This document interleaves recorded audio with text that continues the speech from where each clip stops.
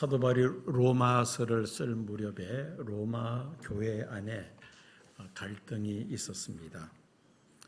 어떤 갈등이냐? 그 내용은 이렇습니다. 처음 그들이 은혜를 받을 때 성령의 감동으로 예수님을 구주로 영접하고 그리고 죄 사함 받고 하나님의 자녀가 되었음을 확신하며 구원의 기쁨과 감격을 가지고 열심히 하나님을 섬겼습니다. 그것이 이제 은혜가 충만할 때였죠. 예수님 믿고 성령의 감동을 받아 구원의 확신을 가지고 열심히 하나님을 섬겼습니다. 그런데 시간이 지나가면서 그들 마음속에 구원의 확신과 기쁨이 식어져 갑니다. 특별히 예수 믿는 유대인들 가운데 유대 율법주의자들이 있어서 그들은 구원받으려면은 예수를 믿을 뿐 아니라 자기들처럼 할례도 받아야 되고 율법도 지켜야 된다. 그래야지만이 의롭다함을 받으며 구원을 받는다고 주장하는 유대 율법주의자들이 그 로마 교회 안에 있어서 성도들을 혼란에 빠지게 합니다. 그러자 이 로마 교회에 있는 예수 믿는 유대인들은 거기에 귀가 솔깃해지면서 다시 옛 율법으로 되돌아가려고 하는 그런 사람들이 있었다는 겁니다. 심지어 예수 믿는 그 이방인들에게 자기들처럼 예수만 믿어서는 안 되고 할례도 받고 또 율법도 지켜야만 한다. 그렇게 주장을 하는 사람도 있었던 것입니다. 요즘은 뭐 그런 분들이 별로 없으리라 생각합니다만은 과거에는 이제 임종을 앞둔 연세 드신 분들 이제 찾아가서 그 예배를 드리는 일들이 가끔씩 있었습니다. 임종을 앞둔 분들에게 이제 꼭 확인하는 것이 있습니다. 뭐냐면은 오늘 밤 하나님이 부르신다면은 천국에 들어갈 확신이 있습니까? 라고 질문을 던집니다. 뭐 대다수 성도님들은 부족하지만 천국에 들어갈 확신이 있습니다. 라고 대답을 하겠습니다만은 간혹 열심히 신앙생활하고 교회에서 봉사도 많이 한 분인데 나같이 부족하고 죄가 많은 사람이 어찌 감히 천국에 들어갈 수 있나요? 라고 의외의 대답을 하시는 분들도 가끔 있습니다. 물론 누구나 자기 자신을 돌아보면은 하나님 앞에서 참 부끄럽고 또 죄된 일들이 한두 가지가 아닐 것입니다. 그렇지만 그렇다 할지라도 우리가 하나님으로부터 의롭다 하심을 받고 구원받는 것은 나의 행위가 아니라 예수를 믿음으로 우리가 죄 사함 받고 의롭다함을 받는다는 이 확신을 붙잡지 아니하면은 자신도 모르게 옛 사람으로 되도록 할 수가 있다는 것이죠. 왜 연세 드신 분들 가운데 과거에 그런 일들이 있었을까요?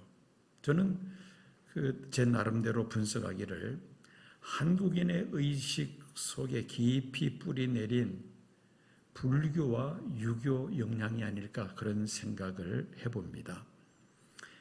기독교가 들어오기 전에는 다 불교, 유교 그 문화권 속에서 살았으니까요. 불교나 유교에서는 뭘 주장합니까? 특별히 불교는 스스로 도를 닦고 그리고 선을 행함으로 인하여 그들이 말하는 열반에 들어간다. 그렇게 주장을 하죠. 유교에서는 유교에서 주장하는 그런 그 도를 따라서 살아가는 사람이 바로 의롭다함을 받을 수 있다. 그렇게 생각을 하고 살아갑니다.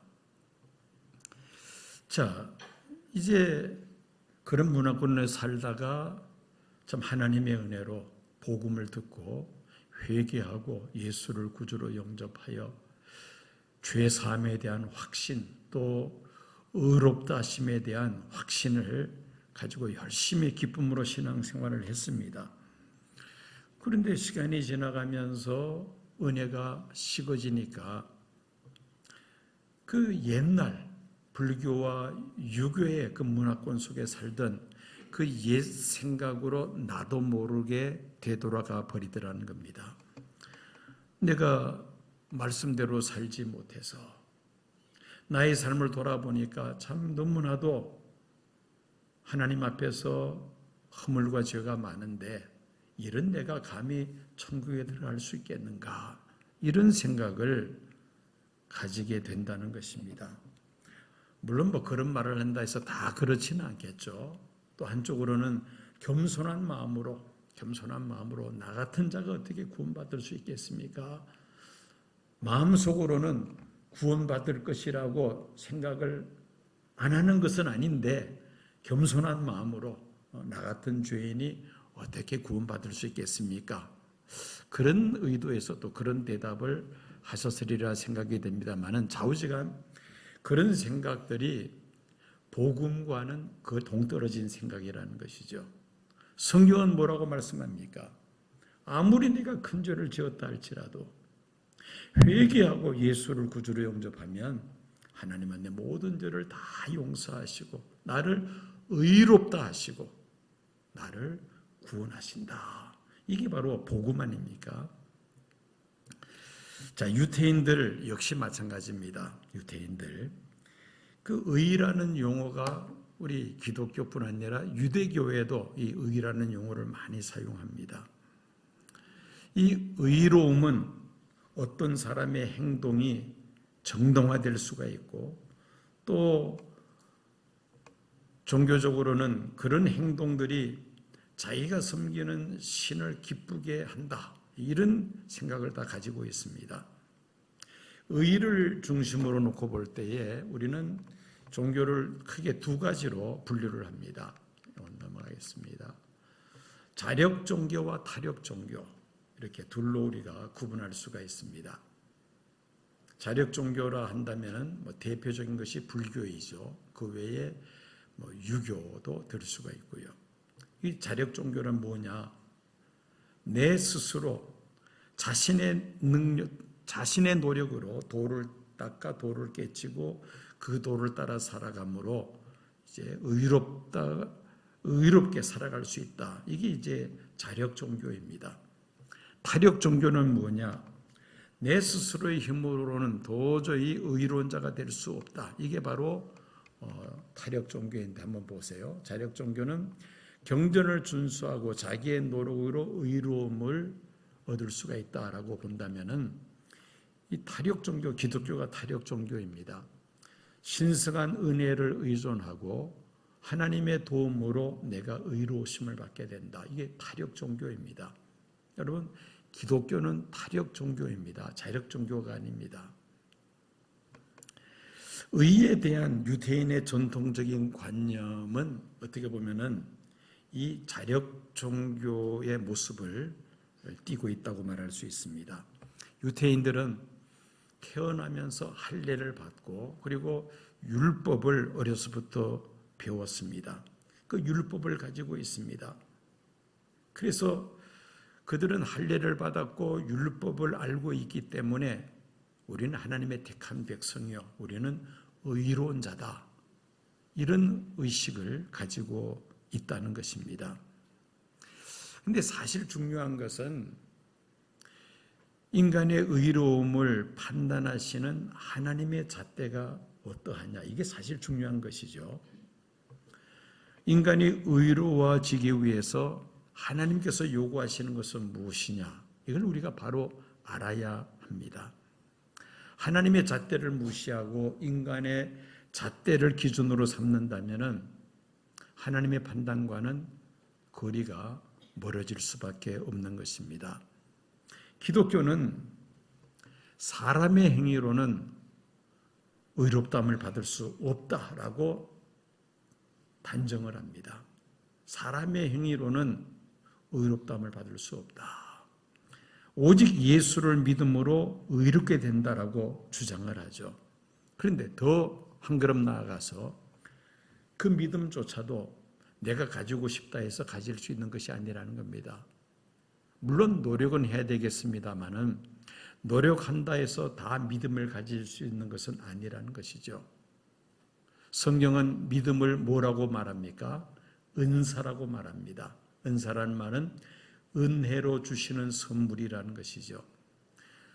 선물은 가지고 있는 사람이 줘야 내가 받을 수 있는 것이지, 내가 갖고 싶다 해서 빼앗는다면은 그거는 선물이 될 수가 없죠. 하나님께서 우리에게 주셔야지만이 우리가 믿음을 가질 수 있다는 겁니다. 그래서 기독교를 타력 종교다 그렇게 말합니다. 내 힘과 내 의지만 가지고서는 되지 않는다는 것이죠. 저는 이 타력 종교와 자력 종교의 이 차이, 근본적인 차이에 대해서 이 운동할 때 그런 생각을 종종 합니다. 여러분 운동할 때 특별히 이제 수영해 보신 분들이 계시겠습니다만은 그 수영 배울 때 코치로부터 가장 많이 듣는 이야기가 뭘까요? 제목에 나와 있잖아요. 힘 빼기입니다. 힘 빼기. 내 나름대로는 그래도 본 게 있어가지고요. 각지게 멋있게 또 막 빠른 속도로 하고 싶어서 그래서 막 팔에다가 몸에다 힘을 주고 안간 힘을 씁니다. 그런데 해본 사람은 다 아십니다만은 그렇게 힘을 주면 줄수록 내 몸은 어떻게 될까요? 물속에 가라앉습니다. 그리고 앞으로 나가지를 못해요. 그래서 코치들이 힘 빼세요, 힘 빼세요. 계속 잔소리를 합니다만은 그게 말처럼 쉽지만은 않습니다. 몸의 힘을 쫙 빼면은 사람의 몸은 물 위에 자동으로 뜨기 마련입니다. 그리고 힘을 줘야 될 부분에 힘을 줘야 되지, 그냥 빨리 가고 싶다 해서 막 온몸에다 힘을 주면은 절대 수영은 되질 않습니다. 물속에 깔아앉고 만다는 것이죠. 자, 가장 기본이 이제 힘을 빼야 되는 겁니다. 즉, 내 힘만 가지고 하려고 하지 말라는 것이죠. 그 다음에 효율적인 움직임이 있어야 되는데, 더 적은 노력으로 더 빠른 속도로 달릴 수 있는 게 이게 바로 요령이요, 기술이라 말할 수가 있습니다. 그리고 향상된, 이렇게 되면은 힘을 빼면은 더 빠르게 속도가 난다는 겁니다. 이게 하나의 요령이라고 말할 수가 있는데요. 모든 운동이 다 그런 것 같아요. 여러분 야구나 골프도 그렇죠. 내가 날아오는 야구공을 멀리 홈런을 한번 치고 싶다. 골프채를 한번 휘둘러서 막 멀리까지 한번 내가 보내고 싶다 해서 팔에다가 있는 힘을 다 주고 한번 쳐보세요.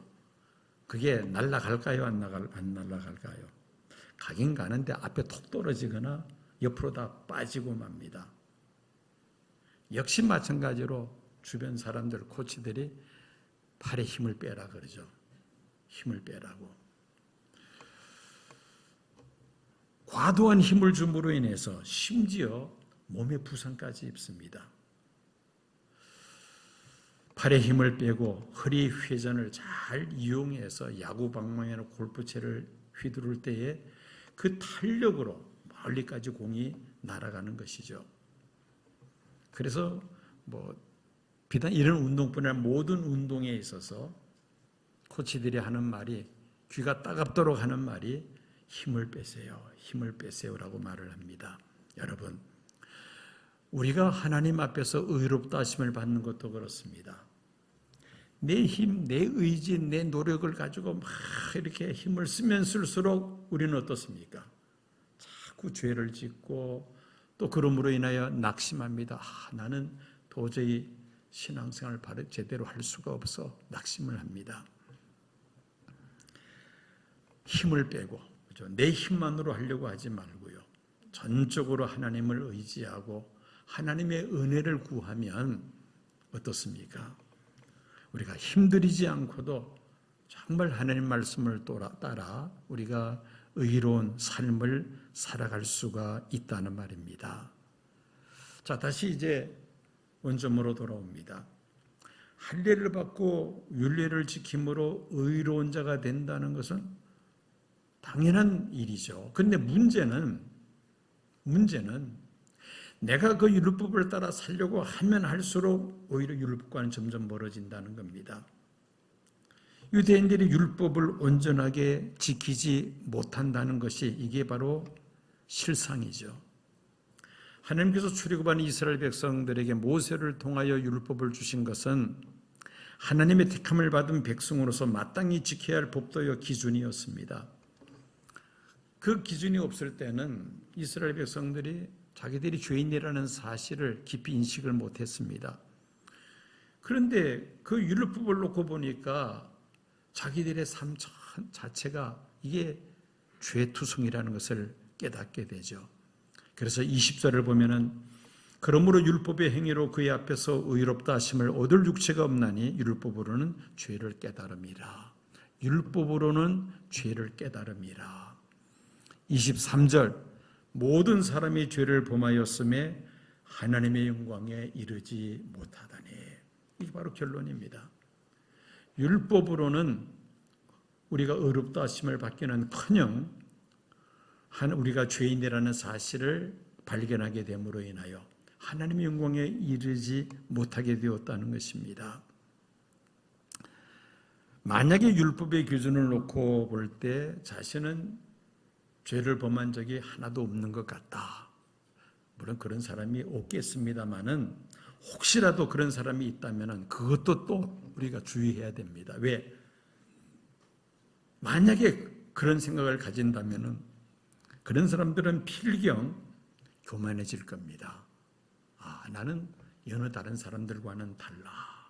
그러면서 교만해진다는 것입니다. 자, 그래서 하나님은 율법 외에 하나님의 한 의를 주셨다고 21절에 말씀하고 있습니다. 자, 21절 말씀 다 같이 한번 읽어볼까요? 이제는 율법 외에 하나님의 한 의가 나타났으니 율법과 선지자들에게 증거한 것이니라. 율법 이외에 하나님께서 주신 한 의는 무엇이냐?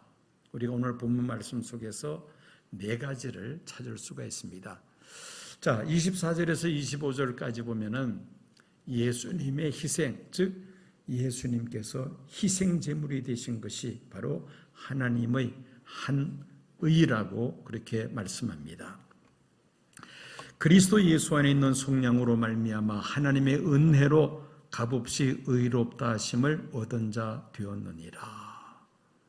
25절 이 예수를 하나님이 그의 피로서 믿음으로 말미암는 화목제물로 세우셨으니 이는 하나님께서 길이 참으시는 중에 전에 지은 죄를 간구하심으로 자기의 의로우심을 나타내려 하심이니.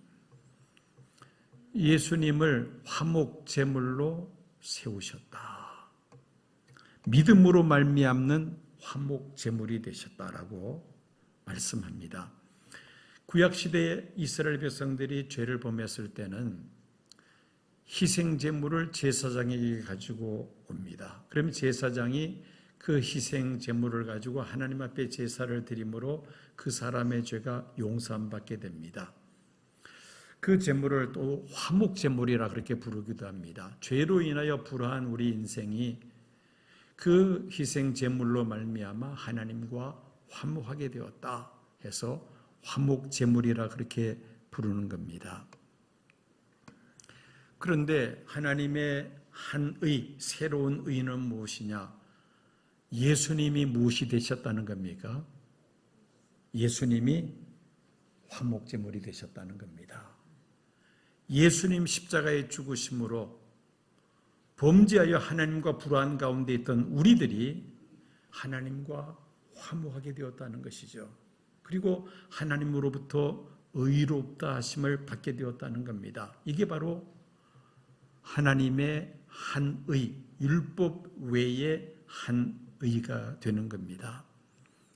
내 죄로 내가 십자가의 형벌을 받아야 마땅하나 죄가 없으신 하나님의 아들 예수님께서 십자가에서 물과 피를 다 쏟으시고 나를 대신하여 죽으심으로 인하여 우리 모든 죄를 다 용서하신다는 이 하나님의 말씀을 우리가 믿으면 죄 사함 받고 의롭다 하심을 받게 된다는 것이죠. 이것이 바로 율법 이외에 하나님의 한 의라고 성경은 말씀하고 있습니다. 철길 옆에 살고 3대 독자를 두고 있는 그런 그 가정이 있었습니다. 어머니는 방에서 열심히 다듬이질을 하고 있었습니다. 한창 다듬이질에 열중하느라고 아이가 방 바깥으로 나가는 것을 몰랐습니다. 한참 다듬이질을 하고 있는데 기차가 지나간다는 기적 소리가 들립니다. 그제서 정신이 번쩍 들어서 방 안에 아이가 어디 있는지를 찾았는데 아이가 보이지 않는 겁니다. 급히 마당으로 뛰쳐나갔는데 마당에도 아이가 없어요. 그제서야 정신을 번쩍 차립니다. 아이 이름을 부르면서 바깥으로 철길 쪽으로 뛰쳐나갔는데 그 아이가 그 철길 위에서 놀고 있는 겁니다. 저쪽에서 기차가 기적 소리를 울리면서 달려오고 있습니다. 위험하기 그지없는 그런 순간이죠. 어머니는 맨발로 미친 듯이 그 아이를 향하여 달려갑니다. 그리고 그 아이를 철길 바깥으로 던집니다. 그런데 자신은 피할 시간적 여유가 없었습니다. 그만 열차에 치여서 그 자리에서 죽고 맙니다. 오래전에 우리나라에서 있었던 실화입니다. 여러분, 이 사건에서 이 아이가 구출되기 위해서 이 아이가 한 일은 뭐가 있을까요? 이 아이가 죽을 뻔하다가 살아난 데 대해서 이 아이가 한 일은 몇 퍼센트 이 아이가 한 일이 있을까요? 없어요. 제로입니다. 100% 어머니의 사랑, 어머니의 희생으로 이 아이는 죽을 뻔하다가 살아난 것이죠. 여러분, 내 죄가 용서함 받고 구원받아 하나님의 자녀가 된 것은 나의 공로는 1%도 없다는 겁니다. 100%다 하나님의 은혜요. 예수님의 대속의 죽음입니다. 믿으시면 아멘 하시기 바랍니다. 구원은 100% 예수님께서 십자가에 달려 돌아가심으로 우리가 받게 된 것이지 거기에 나의 공로라는 것은 하나도 없다는 겁니다. 이 사실을 우리가 바로 붙잡을 때에 우리의 신앙이 흔들리지 않습니다. 예수님께서 화목제물로 희생된 것이 바로 하나님의 한 의다. 그 다음에 두 번째로 25절에서 28절까지 말씀 보면은 예수를 믿음으로 우리가 의롭다함을 받을 수 있음을 말씀합니다. 제가 말씀을 읽어볼게요. 25절, 이 예수를 하나님이 그의 피로서 믿음으로 말미암는 화목제물로 세우셨으니 이는 하나님께서 길이 참으시는 중에 전에 지은 죄를 간구하심으로 자기의 의로우심을 나타내려 하십니다. 믿음으로 말미암는 화목제물로 세우셨다라는 말씀이 있죠. 26절 우리 다 같이 한번 읽어볼까요? 곧 이때에 의로우심을 나타내사 자기도 의로우시며 또 예수 믿는 자를 의롭다 하려 하심이라. 27절 계속해서 그런즉 자랑할 때가 어디냐 있을 수 없느니라. 무슨 법으로냐 행위로냐 오직 믿음의 법으로니라. 오직 믿음의 법으로 우리가 구원받을 수 있었다. 28절 다 같이 읽습니다. 그러므로 사람이 의롭다 하심을 얻는 것은 율법의 행위에 있지 않고 믿음으로 되는 줄을 우리가 인정하노라. 율법의 행위로서는 우리가 도저히 구원받을 수 없습니다. 즉 내 의지, 나의 힘, 나의 능력, 나의 노력만 가지고서는 구원받을 수 없다는 말이죠. 오히려 그럴수록 더 하나님 말씀과 멀어져가는 우리 자신을 발견하게 됩니다. 그래서 하나님은 믿음으로 말미암는 의를 우리에게 보여주셨습니다. 예수님께서 화목제물로 희생하심으로 하나님께서 우리의 죄를 다 용서하셨다는 사실을 우리가 무엇만 하면 됩니까? 믿기만 하면은 하나님은 우리의 죄를 사하시고 우리를 의롭다 하시는 이 놀라운 은혜를 받는 줄로 믿습니다. 이것이 바로 믿음으로 말미암는 의입니다.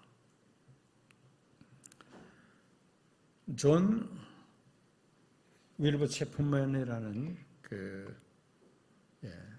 존 윌버 체프만, 이분이 이제 청년 시절에 있었던 이야기입니다. 그 당시 유명한 부흥사인 무디 목사님이 부흥회를 하시는데 이 부흥회에 참석을 했습니다. 그날의 설교 주제가 믿음이었습니다. 구원이었습니다. 구원. 근데 그 설교를 다 듣고 난 다음에도 마음에 구원에 대한 확신이 서지 않는 겁니다. 그래서 그 모인 회중들이 다 빠져나가기를 기다렸다가 이제 설교자 무디 목사님이 맨 뒤에 나오실 때에 그 목사님에게 찾아가서 이렇게 말을 합니다. 목사님, 저는 아직도 제 마음속에 구원의 확신이 없습니다. 저를 좀 도와주세요. 그러자 무디 목사님이 자네는 예수를 믿는가? 라고 그렇게 물어보십니다. 예, 믿습니다. 그런데 뭐가 문제인가? 믿기는 믿는데 제 마음속에 분명한 구원에 대한 확신이 서지 않습니다. 그래? 그렇다면 자네가 손에 있는 성경 요한복음 5장 24절을 펼쳐서 한번 읽어보게. 펼쳐서 읽습니다. 내가 진실로 진실로 너에게 이르노니 내 말을 듣고 또 나 보내신 이를 믿는 자는 영생을 얻었고 심판에 이르지 아니하나니 사망에서 생명으로 옮겼느니라. 읽습니다. 무디 목사님이 묻습니다. 이 말씀을 자네는 믿는가? 예, 믿습니다. 그럼 또다시 묻게, 내가 질문하겠네. 자네는 영생을 받았는가? 영생을 얻었는가? 글쎄요. 그러자 이 무디 목사님이 다시 한번 요한복음 5장 24절 읽어보게. 그 자리에서 읽었습니다. 무디 목사님이 묻습니다. 이 말씀을 믿는가? 글쎄 아까 제가 말씀드렸잖아요. 그래서 제가 목사님께 지금 찾아온 것인데요. 그러자 이 무디 목사님이 소리를 지릅니다. 자네가 뭔데 하나님을 무시하는가? 하나님이 믿는 자에게 영생이 있다고 말씀하셨으니까 그대로 믿으면 되는 것이지 그걸 가지고 확신에 선다 안 선다 말을 할 수가 있는가? 그 말을 듣고는 체프만이 정신이 번쩍 듭니다. 그렇다면 제게 영생이 이미 있다는 말씀입니까? 하나님이 있다고 말씀하셨으면 있는 거야. 그 순간 체프만이 구원의 확신을 가지게 됩니다. 그 후에 그가 신학을 공부해서 목사가 되고 무디 목사님이 은퇴하실 때 그 교회의 후임 담임 목사가 되었다는 유명한 일화가 있습니다. 여러분, 하나님의 한 의인은 무엇입니까? 누구를 믿음으로 말미암아 의롭게 된다? 예수를 믿음으로 의롭다 하심을 받는다라는 것이 하나님의 한 의라는 것입니다. 자, 이제 세 번째로 이렇게 의롭다 하심을 받은 자는 세 번째로 자랑할 것이 없다고 27절에 말씀합니다. 우리 27절을 다 같이 한번 읽어볼까요? 그런즉 자랑할 때가 어디냐? 있을 수 없느니라. 무슨 법으로냐 행위로냐? 아니라 오직 믿음의 법으로니라. 자, 만약에요 우리가 우리의 행위로서 내가 네 삶을 보니까 나는 의로운 사람이야. 나는 죄도 짓지 않고 오직 하나님 말씀대로만 살아가는 의로운 사람이야. 그렇게 만약에 스스로 생각이 된다면은 그 다음에 자연스럽게 어떤 생각으로 이루어지느냐면은 자기를 드러내고 싶어 합니다.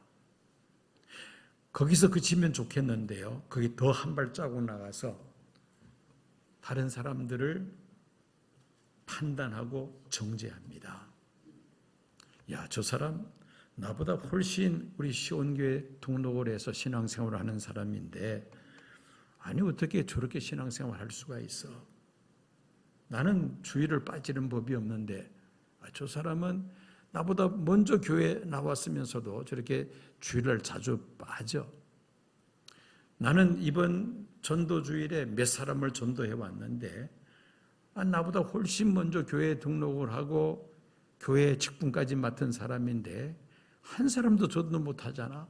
그러면서 다른 사람을 판단하고 정죄하게 된다는 겁니다. 그렇게 되면은 이제 교만에 빠지게 되고 그리고는 믿음의 길에서 탈선하게 됩니다.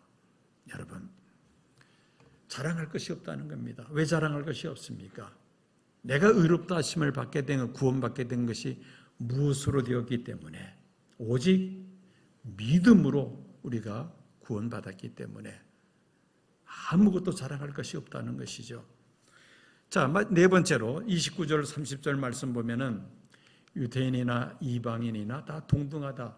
차별이 없다는 겁니다.